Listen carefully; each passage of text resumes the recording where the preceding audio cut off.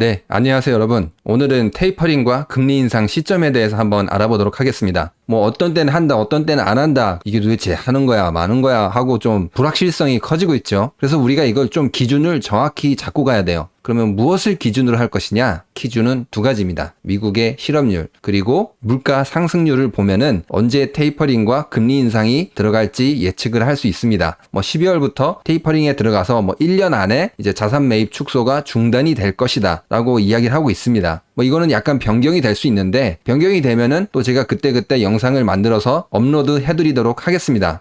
미국 실업률 같은 경우에는 여러분 굉장히 좋습니다. 4월부터 5월까지 취업자 수 증감을 살펴보면은 4월에 조금 안 좋았는데 5월, 6월 많이 증가했죠. 취업을 안 하고 있는 사람들한테 왜 취업을 안 하십니까? 라고 질문을 던지면은 이게 재밌는 게 급하지 않은데요 라고 대답을 합니다. 왜 안 급하냐고 다시 물어보면은 저 실업급여 받고 있습니다 라고 합니다. 지금 실업급여 청구 건수가 2020년 7월 거의 최고에서 지금 많이 하락했지만 그래도 코로나 이전 상황보다 몇 배 정도 많은 수치입니다. 미국 사람들은 이 실업급여를 받으면서 뭐 좋은 일자리가 없나 하고 좀 이렇게 핸드폰 좀 올려보고 실업급여 들어오니까 오늘은 조금 게임 하다가 아니면 유튜브 좀 보고 또 주식 뭐 올랐나 안 올랐나 좀 이렇게 한번 모니터링하고 이제 하루를 조금 마감하는 거죠. 여유가 있는 생활을 보내고 있습니다.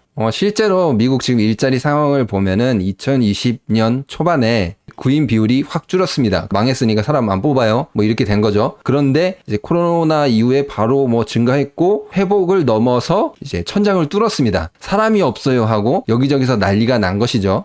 그래서 사람들이 느끼기에도 지금 일자리가 풍부하다라고 대답을 합니다. 2000년대 이제 이때가 역대 최고였는데 이제 그와 거의 비슷한 수준에 이르렀다고 합니다. 일자리 공석 비율, 자리가 비어있는 비율을 봐도 이제 최고치를 돌파했습니다. 마음만 먹으면은 미국인들은 일자리를 쉽게 구할 수 있다라는 것입니다.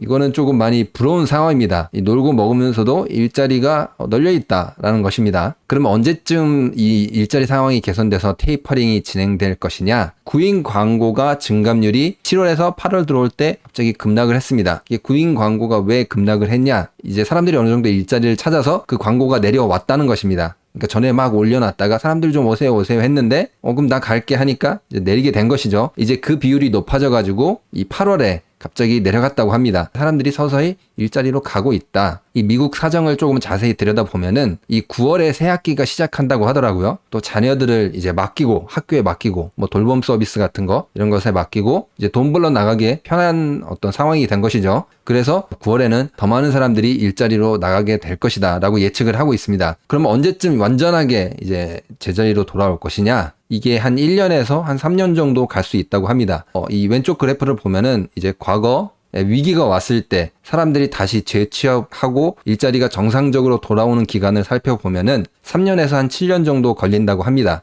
기업이 무너지고 뭐 어디 산업이 갑자기 뭐 해외 공장이 밖으로 나가버리거나 공장이 문을 닫아버리거나 산업 자체가 완전 안 좋아져 버리면은 새로운 일자리를 찾기 위해서는 아무래도 기술이 필요하죠. 이것을 배워서 다른 산업으로 넘어가야 되는데 그 기간이 3년에서 뭐 한 7년 정도 걸린다고 볼 수 있는 것이죠. 이번에도 그러면 산업이 무너졌냐? 완전히 무너진 산업이 있는데 그게 이제 코로나로 인해서 잠시 문을 닫은 이유도 있기 때문에 뭐 관광업 같은 경우에 다시 오픈을 하면은 다시 돌아오면 되죠. 이제 그런 일자리 같은 경우에는 금방 회복을 할 것이고 완전히 없어져 버리는 산업들이 있다면은 자동차 산업이 뭐 전기차로 넘어가면은 이제 그 새로운 기술을 배워서 넘어가야 되는 그런 사람들은 한 짧으면 1년, 길어도 한 3년 사이에 다시 정상으로 돌아올 수 있다고 예측을 하고 있습니다. 아무튼 일자리 상황은 이렇고 9월부터 사람들이 제자리에 거의 돌아갈 확률이 높기 때문에 이 돈을 부어서 뭐 일자리라든지 기업들을 뭐 도와주거나 이런 게 조금 줄어들 수 있다는 것입니다. 그래서 이제 한 12월부터는 테이퍼링이 시작되지 않을까, 가지고 1년 정도 해서 자산 매입 축소를 끝내지 않을까 예측을 하고 있습니다. 금리 인상 같은 경우에는 인플레이션에 달렸는데 지금 물가 상승률이 굉장히 높죠. 석유 가격이 많이 상승한 것이기 때문입니다. 여러분 주유소 가보시면은 1,600원까지 그냥 막 올라가 버렸습니다. 좀 석유 가격이 내려오고 있기 때문에 물가가 조금 안정될 것입니다. 이 왼쪽 그래프 보면은 석유 가격이 조금 내려왔거든요. 석유 가격과 이 물가가 연동되고 있는 것이 보이시죠? 물가 상승률도 같이 하락하게 될 것입니다. 이 물가를 보고 금리를 정하는데 그 핵심적인 그 지표가 PCE, 개인 소비 지출인데 이게 한 2% 정도? 이게 2%를 넘었을 때 이제 금리 인상을 시작한다고 하는데 지금 아직 2% 밑에서 있습니다. 이게 2%를 넘어가려면, 그러니까 개인 소비 지출이 좋아지려면 아무래도 개인 소득이 좋아져야 되겠죠. 그러니까 앞에서 봤던 일자리가 풍부해야 되고 그 일자리로 사람이 돌아가야 되고 거기서 소득이 그래도 어느 정도 있어야지 사람들이 지출을 할 것입니다. 2023년 정도에 2%에 다다를 것이라고 합니다. 2023년부터 금리 인상이 시작된다는 것입니다. 자, 빠르게 오늘 내용을 한번 정리해 보도록 할게요. 테이퍼링, 이게 말이 많은데 뭐만 보면 된다? 실업률, 그리고 물가 상승률을 보면 된다.